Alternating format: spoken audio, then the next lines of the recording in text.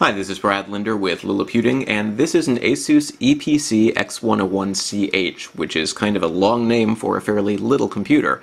It's a 10-inch netbook with an Intel Atom N2600 Cedar Trail processor, making it one of the first netbooks with a Cedar Trail chip available in the US. And one of the ways you can tell it has the Cedar Trail chip is that it's got an HDMI port, because while the new processor isn't a lot faster than earlier Atom processors, it does support HD graphics. It's also a little bit more powerful and should use a little bit less electricity. So overall, you should get a little bit of a performance boost, even though this netbook is actually one of the least expensive you can find, with starting prices around $270. So let's take a quick look at what you get here. It's fairly small and light, has a textured plastic surface here, and weighs around 2.5 pounds or so. And it feels, reasonably easy to hold, and something that's going to not be too heavy to put into your bag and carry around with you. The plastic, it doesn't have the sort of nice look and feel that you get with metal or even more metallic looking plastic, but it feels fairly sturdy. It doesn't feel like something that's going to break. So while it kind of seems like a toy, it seems like a very nice toy. On the sides here we've got a VGA port, a power jack, USB 2.0 port, HDMI, full-size SD card slot, combination mic and headphone jack, another USB port, so there's a total of 2, and because the case is relatively small here, there's actually a little hinge on the Ethernet jack so that you can fit a full-size Ethernet adapter in there. There's also a lock port. On the bottom you can see here that we've got a 3-cell battery which we can pop out.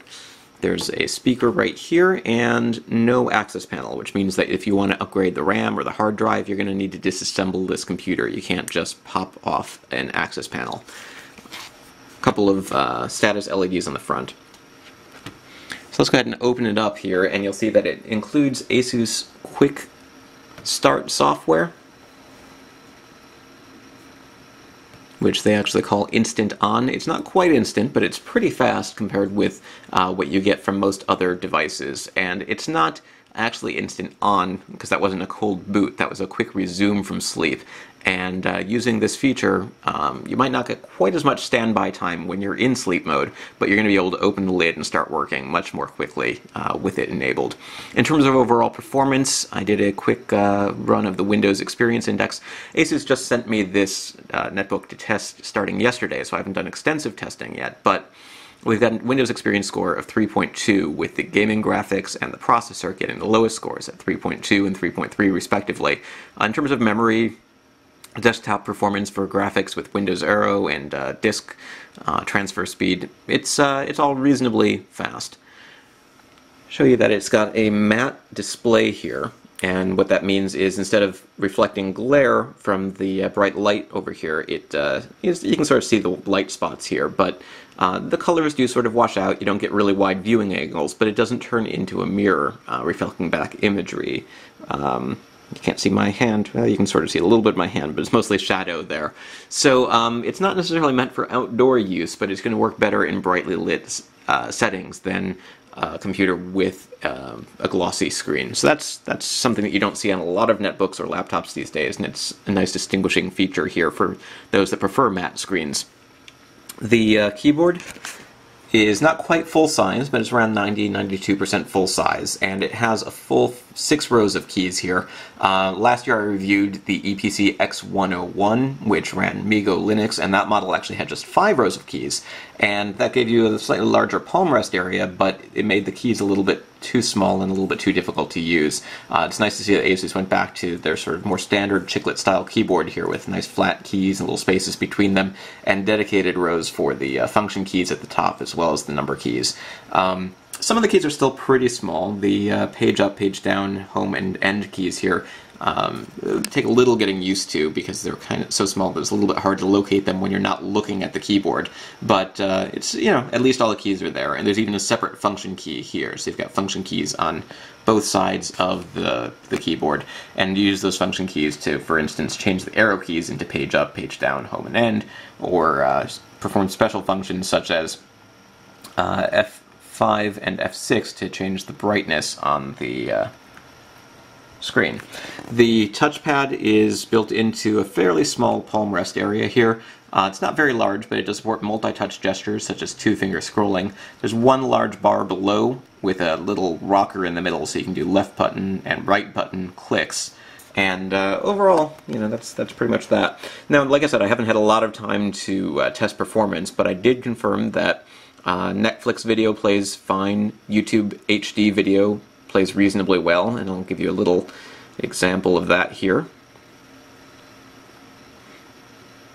As that's one of the defining characteristics of Cedar Trail is its support for HD video playback. I wanted to give it a try. Here's a 720p video. I've also tested 1080p. It doesn't seem quite as smooth with YouTube videos, but with videos playing on your local storage, 1080p should be reasonably good.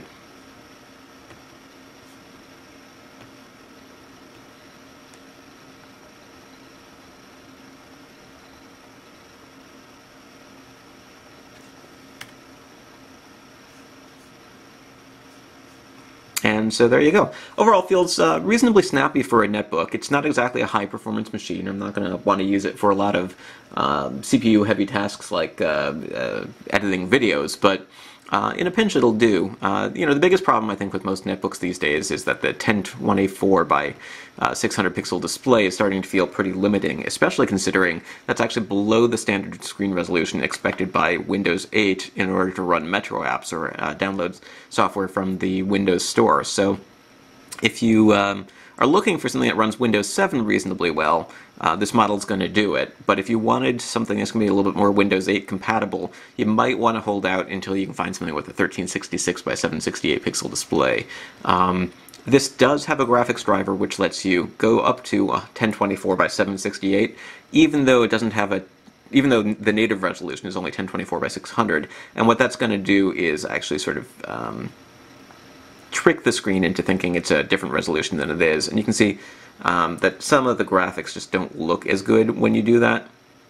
But what that'll do is if you decide to install Windows 8, it will allow you to use the Metro-style apps at the 1024 by 768 pixel resolution.